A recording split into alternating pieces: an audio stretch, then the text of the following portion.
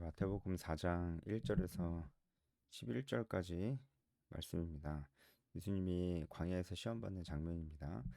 그때 예수께서 성령에게 이끌려 마귀에게 시험을 받으러 광야로 가사 예수님이 세례를 받으신 직후에 광야로 가셨습니다.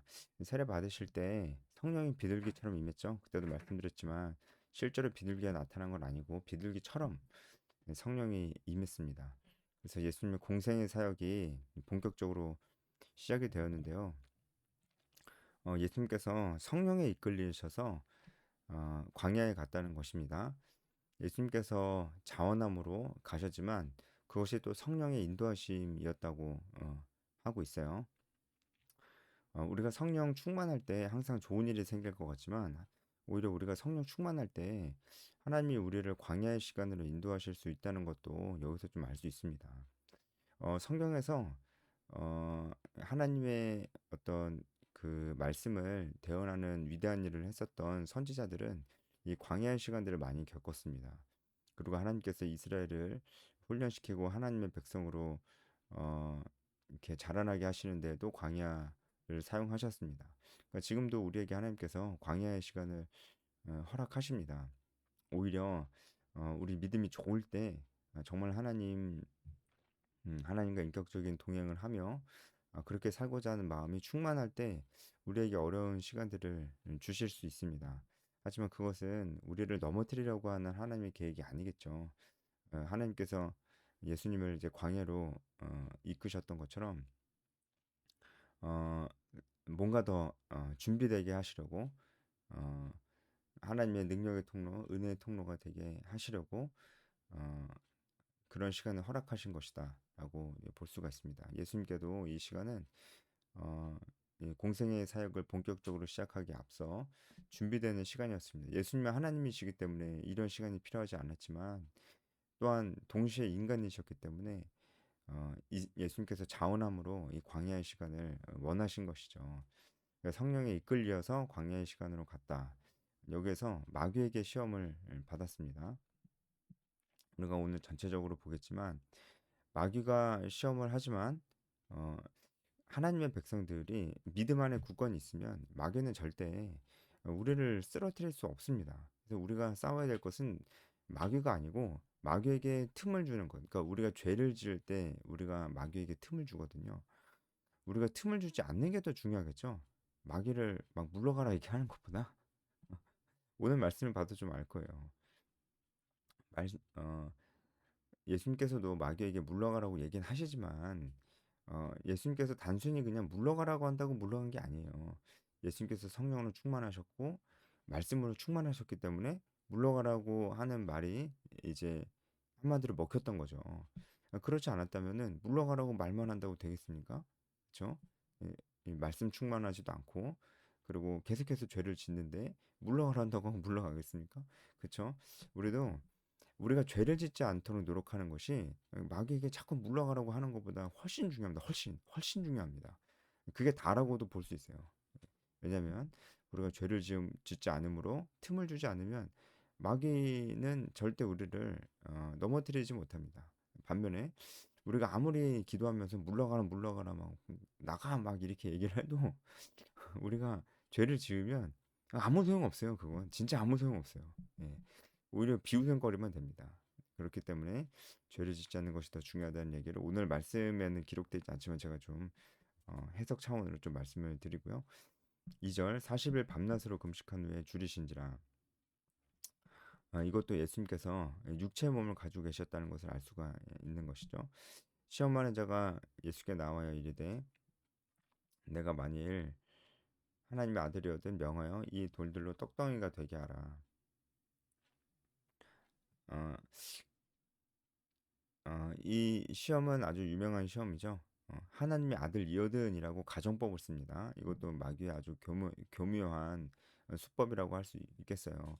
마치 선악과 사건 때 아담과 하와에게 정령 죽겠느냐 이렇게 얘기했던 것처럼 하나님의 자명한 진리의 말씀을 가정법으로 바꾸는 거예요. 바로 부정하지 않고 가정법으로 바꿔 버리는 것입니다. 그러면서 하나님의 말씀을 굉장히 혼란스럽게 만들고 아닐 수도 있다는 생각을 하게 만들고 어, 최종적으로는 그것이 최종적으로 중요하지 않은 것처럼 이제 얘기를 하는 거죠. 하나님의 아들이거든이라고 얘기하면서 하나님의 아들이신 예수 그리스도의 어떤 그 하나님께서 하신 말씀을 정면으로 부정하는 겁니다. 3장 마지막 절에 이렇게 나와 있잖아요. 하늘로부터 소리가 있어 말씀하시되 이는 내 사랑하는 아들이요라고 분명히 말씀하셨어요. 그런데 아들이거든이라고 하면서 뭔가 아닌 것처럼 이렇게 얘기를 하는 것입니다. 우리도 하나님의 말씀 앞에 잘 서 있지 않으면은 어, 뭔가 이제 그 말씀이 우리 삶의 최종적인 아주 중요한 결정을 하는데 아무 힘이 없습니다. 하나님의 말씀이 우리 삶 속에서 실제적인 어떤 결정을 하는데 아무런 작용을 못해요. 하나님의 말씀이. 그것이 마귀가 진짜 기뻐하는 일이죠. 어. 여기서도 예수님께서 하나님 말씀을 잘 기억하고 있지 않고 혹은 기억하고 있다 해도 그걸 중요하게 생각하지 않았다면 예수님 자신이 하나님의 아들이라는 것을 그렇게 중요하게 여기지 않았을 것이고 그렇게 된다면 돌들로 떡덩이를 만드실 수도 있을 것입니다. 왜냐면은 말씀을 하나님의 말씀을 잘 기억하지 않는다면은 예수님께서는 예수님이 이 땅에 오셔서 무슨 일을 하셔야 되는지를 분명히 잊어버리셨을 것이기 때문입니다. 하지만 예수님은 하나님의 말씀을 정확하게 기억하고 있었고 그래서 이 마귀에게 말씀으로 이렇게 얘기를 합니다. 말씀으로 반박을 한다는 것이죠. 그래서 4절에 바로 그 부분입니다. 예수님께서 말씀으로 반박하시는 부분입니다. 예, 어, 이 말씀은 어, 잠깐만요. 어, 네, 이 말씀은 신명기 8장 3절이죠. 신명기 8장 3절 말씀이고요. 오늘 세 가지 시험이 나오는데 다 말씀으로 반박하십니다. 각각 신명기 8장 3절, 6장 16절, 그리고 6장 13절 이 세 구절로 반박을 하시는데 일단 첫 번째 시험 신명기 8장 3절 말씀으로 사탄을 물리치십니다. 이 말씀은 모세가 이스라엘 백성들에게 광야 40년 동안 하나님께서 만나를 주신 것이 사람이 떡으로만 사는 것이 아니고 하나님의 입에서 나오는 말씀으로 사는 것이다 라는 말을 하는 부분입니다. 하나님께서 만나를 주시지만 어, 이 떡으로만 살면 안 된다. 하나님 말씀으로 살아야 된다라는 말씀 가운데 있는 그 말씀입니다. 신명기 8장 3절은 그런 뜻입니다. 이렇게 말씀하시면서 하나님 말씀으로 살아야 된다. 이렇게 반박을 하시죠. 이제 마귀가 돌들로 떡덩이를 바꾸라고 했던 것은 예수님이 가지고 있는 능력을 예수님 자신을 위해서 사용하게 하려는 그런 것이었죠. 예수님 자신의 능력을 하나님 나라를 위해서 사용해야 되는데 자기 자신, 특히 이제 먹고 사는 문제를 위해서 그 능력을 사용하게끔 하려고 하는 것이었습니다. 그래서 예수님께서 반박하신 이 말씀은 사람이 먹고 사는 문제로만 살면 안 된다. 그건 하나님께서 만나를 주신 목적. 하나님께서 먹고 사는 일들은 하나님께서 먹이신다. 그러니까 넌 어떻게 살아라? 너는 하나님의 나라와 의를 위해서 살아야 된다. 라는 얘기를 신명기 8장 3절에서 모세가 했고 예수님께서 그 말씀을 인용을 하신 것입니다. 하나님 말씀으로 살아야 된다는 게 우리는 먹고 살기 위해서 살면 안 되고 우리는 하나님 말씀, 하나님께서 우리에게 주신 사명, 그 사명을 쫓아 살아야 된다는 것을 얘기를 해주신 것입니다. 예수님의 사명, 대속 죽음과 부활이 예수님의 사명이었죠. 어, 그 말씀을 하시면서 나는 내 능력을 내 사명을 위해서 사용하지 내가 먹고 사는 일을 위해서 사용하지 않는다는 말씀을 하신 겁니다. 우리에게 적용하기 너무나 쉽죠. 여러분 혹시 지금 먹고 살기 위해서 살고 계십니까? 그렇다면은 어, 여러분은 하나님께서 여러분에게 주신 재능들, 그 여러 가지 뭐 경험들, 여러분 학력, 여러분들이 공부할 수 있는 능력, 뭐 여러 가지 여러분들이 갖고 있는 모든 능력과 성격과 성향과 자질과 좋은 것들을 전부 다 싸잡아서 여러분 먹고 사는 일을 위해 쓰는 것입니다. 그것은 마치 예수님이 마귀 시험에 넘어가서 이 돌들을 떡덩이로 바꾸는 게 하는 것과 똑같은 것입니다. 그러니까 우리는 하나님께서 우리에게 주신 것들, 우리에게 주신 거잖아요. 재능이나 여러 가지 우리가 공부했었던 경험들이나 지식들이나 이런 것들 내가 노력해서 얻은 게 아닙니다. 하나님께서 우리에게 주신 것이에요. 하나님께서 우리에게 주셨기 때문에 우리가 노력을 통해서 얻을 수 있었던 것이죠.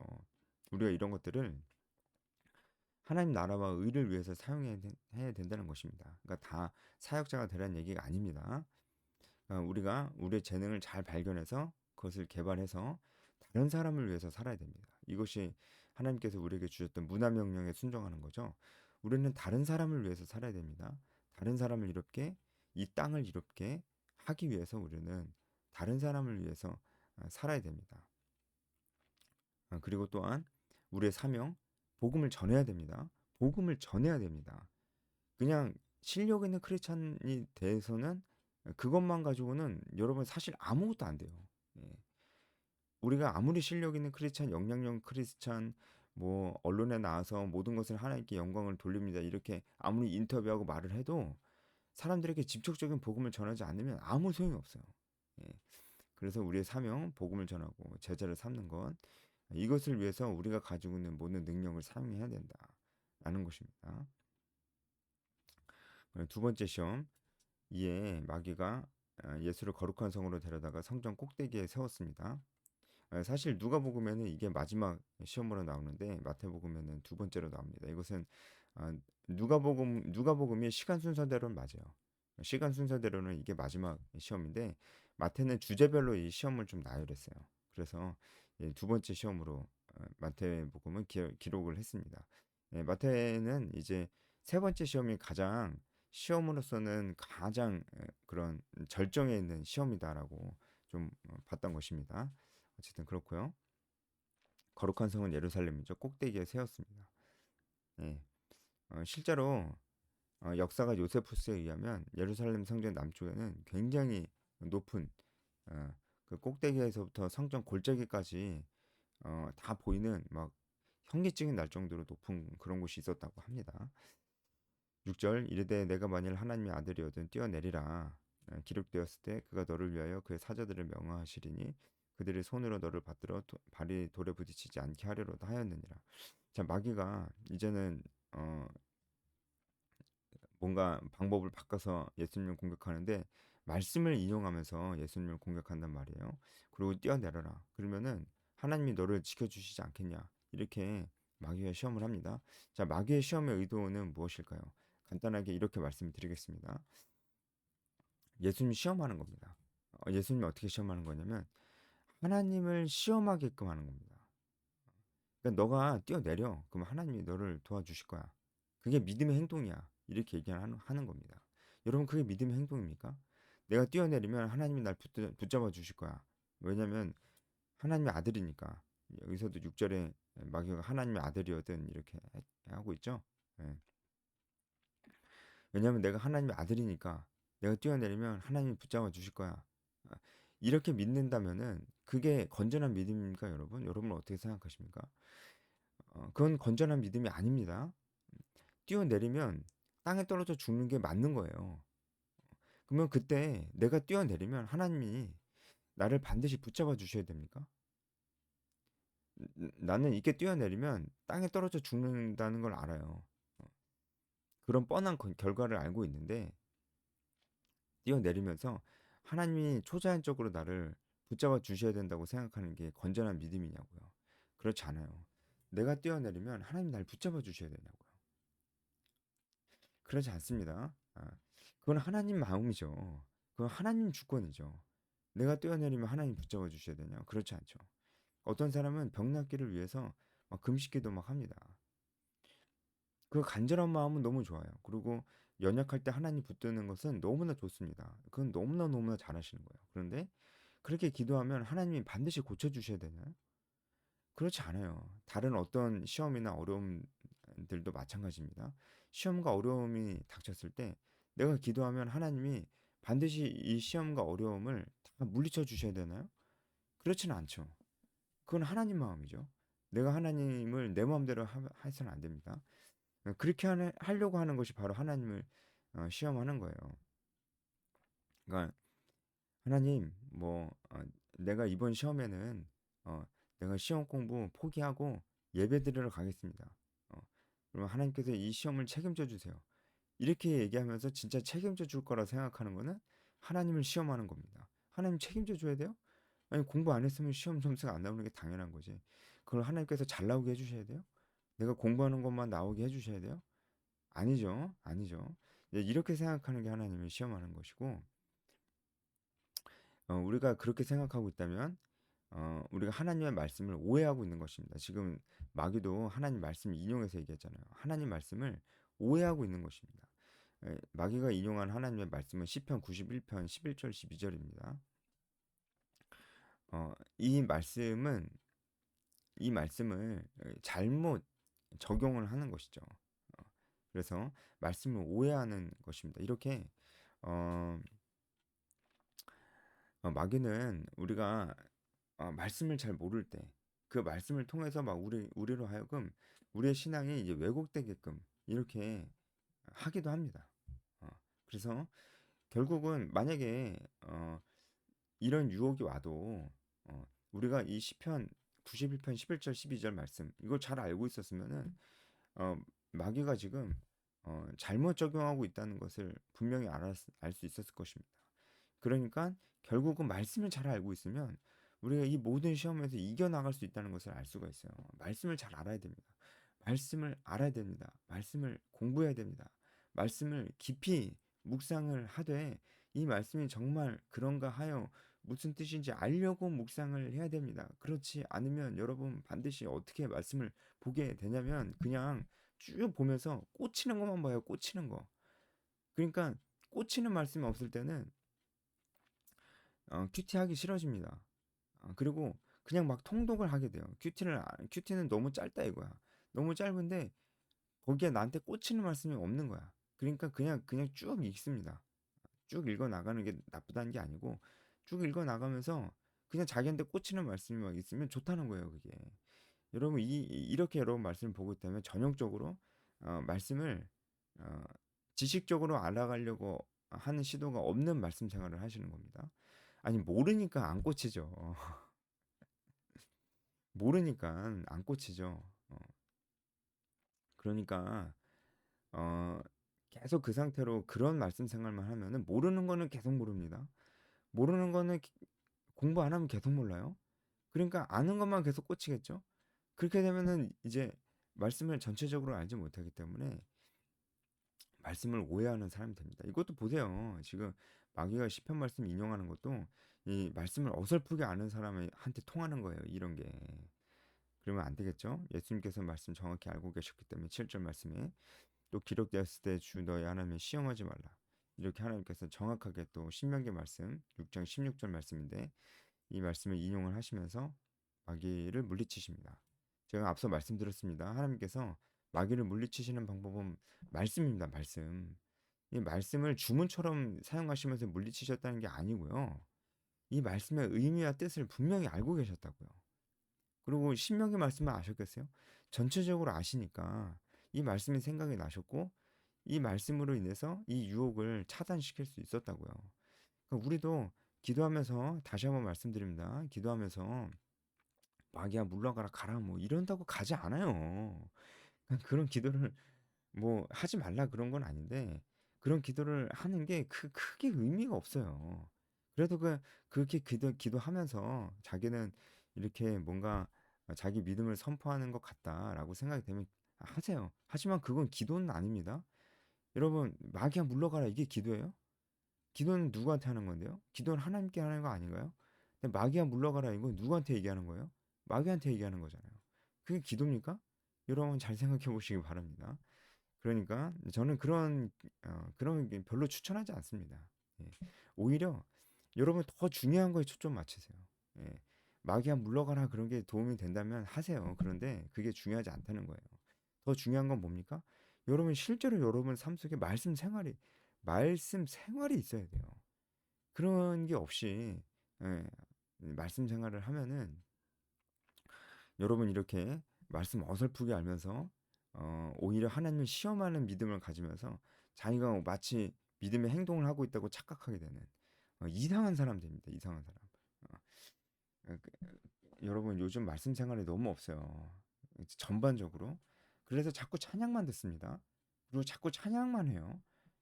여러분 근데 요즘 찬양들은 성경 말씀을 많이 인용을 안 합니다.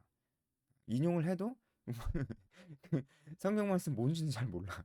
어, 뭐 요새 뭐 그리운 예루살렘, 뭐 그리운 예루살렘 이렇게 나와도 그 무슨 말씀 어디 나오는지는 알아요? 어? 예전에 비준비하시니 그 찬양도 그 전체적으로 그 어떤 내용인지 아십니까? 모르고 그냥 불러요. 그나마 그런 말씀들은 그런 찬양들은 말씀을 인용하니까 그나마 나. 근데 대부분의 찬양들은 말씀을 직접적으로 인용하지 않고요. 자신의 신앙의 고백에 담긴 찬양들이 대부분이에요. 그런 것도 좋죠. 그것도 좋아요. 좋은데 너무 그것만 있습니다. 너무 찬양만 있어요. 신앙을 굉장히 직관적으로 하려고 하는 겁니다. 직관적이라는 건 뭐냐면 뭔가 자기한테 확 와닿아야 돼. 뭔가 생각을 깊게 하지 않아도 뭔가 탁 와야 돼. 뭔가 탁 이런 게 있어야 돼. 어, 자꾸 그렇게 신앙생활을 하려고 하는 겁니다. 어, 뭔가 자꾸만 탁탁 뭔가 와닿고 뭔가 탁 꽂히고 이런 신앙생활을 추구하는 것은요. 여러분을 전인격적으로 변화시키지 못합니다. 성령의 열매가 나타날 수가 없습니다. 마지막 시험 마귀가 이제 높은 곳으로 데려가서 천하만국 영광을 보여줬습니다. 그러면서 엎드려서 경배하면 모든 것을 주겠다 이렇게 얘기를 합니다. 지금까지 마귀가 사용했었던 하나님의 아들이여든이라는 말을 이제 사용하지 않아요. 더 강력해진 겁니다. 엎드려 경배하면 주겠대요. 여러분 이 시험의 의도는 무엇입니까? 예수님의 정체성의 근간을 흔드는 것입니다. 마귀에게 엎드려 경배하면은 어, 예수님은 뭐가 되나요? 예수님은 마귀의 종이 되는 겁니다. 종이 주인에게 엎드려 경배하잖아요. 그리고 여기서 경배한다는 것은 단순히 절하는 게 아니고 신적인 경배를 의미합니다. 그렇죠? 정체성에 관한 문제입니다. 예수님이 마귀의 종입니까? 아니잖아요. 그런데 예수님이 자신의 정체성을 잊어버리게끔 만드는 거죠. 정체성을 혼란시켜서 결국에는 자신의 정체성을 올바로 갖지 못하게 하는 겁니다. 여러분 이런 식으로 마귀가 지금도 우리를 시험하거든요. 우리가 우리의 정체성을 분명히 알지 못하게 해요. 우리는 분명히 하나님의 아들인데 세상은 우리로 하여금 끊임없이 너가 하나님의 자녀인 건 별로 중요하지 않아. 너의 경험, 너의 실력, 너의 눈치, 사회 경험 이런 게 더 중요하지. 너가 하나님의 아들이라는 것은 너가 하나님의 자녀라는 것은 별로 중요하지 않아라고 지금도 세상은 끊임없이 우리에게 얘기를 하면서 너는 우리의 외모, 우리의 실력, 우리의 돈, 우리의 재산, 우리의 어떤 커리어 이런 것들로 우리가 우리의 정체성을 삼게 하려고 자꾸 얘기를 공격을 하는 것이죠. 저는 이것을 정체성 공격이라고 부르고 싶은데요. 여러분, 이 정체성 공격에 넘어가지 마십시오. 어, 우리가 아무리 못생기고 잘 못하고 실패하고 좌절하고 돈이 없고 막 그래도 아무리 그래도 변치 않는 것은 우리는 하나님의 자녀라는 것입니다. 여기 우리의 정체성을 두지 않으면 우리도 결국에는 이 경배를 하게 돼요. 경배를 하게 된다는 건 뭐냐면 우리가 세상 사람들처럼 우리의 실력, 돈, 명예, 외모, 어떤 이런 것들에 내 정체성을 두려고 굉장히 노력한다는 거예요. 굉장히 노력하는 삶이지만 결국은 사탄 마귀에게 경배를 하게 되는 삶입니다. 우리는 우리의 정체성을 반드시 붙들어야 됩니다. 우리가 하나님의 자녀이고 그것이 변하지 않는다면은 우리는 나머지 것들에 대해서 다 자유로워질 수가 있어요. 돈, 명예, 재산, 외모 다 자유로워질 수 있어서 우리에게 참된 자유가 주어졌을 때 우리는 오히려 실력 있는 사람이 될 수 있습니다. 그래서 예수님이 사탄아 물러가라 이렇게 얘기를 합니다. 여기서 사탄아라고 할 때 앞에까지 쓰였던 사탄을 가리키는 헬라어 단어인 디아블로스를 쓰지 않고 사타나스라고 하는 헬라어 단어를 씁니다. 이 디아블로스는 비방하는 자라고 한다면 이 사타나스는 대적하는 자라는 뜻입니다. 그러니까 이것이 사탄이 엎드려 경배하라고 하는 이 얘기가 얼마나 하나님이 대적하는 것인지를 지적을 하는 것인지 아시고 이 말씀으로 이제 대적을 하신 것이죠. 이렇게 예수님께서는 왜냐면 예수님께서는 이 땅에 왜 오셨는지를 분명히 아셨기 때문입니다. 여러분 우리도 우리의 정체성을 알아야 돼요. 하나님의 자녀입니다.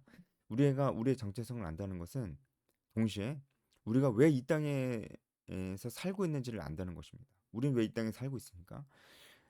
우리는 우리가 이 땅에 사는 이유는 하나님께서 우리에게 주신 사명을 다하려고 사는 겁니다. 우리의 사명은 복음을 전하고 제자를 삼는 것입니다.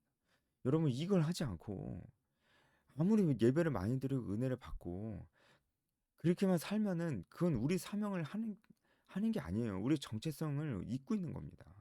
어쩌면은 여러분 아무리 열심히 살고 성실하게 살고 크리스찬으로서 심지어 회사에서 인정을 받으며 산다 할지라도 여러분 복음을 전하지 않고 제자 삼는 것, 순환을 삼으려고 하지 않고 제자를 삼으려고 하지 않는 삶을 산다면은 여러분 정체성을 잊어버리고 사는 거예요.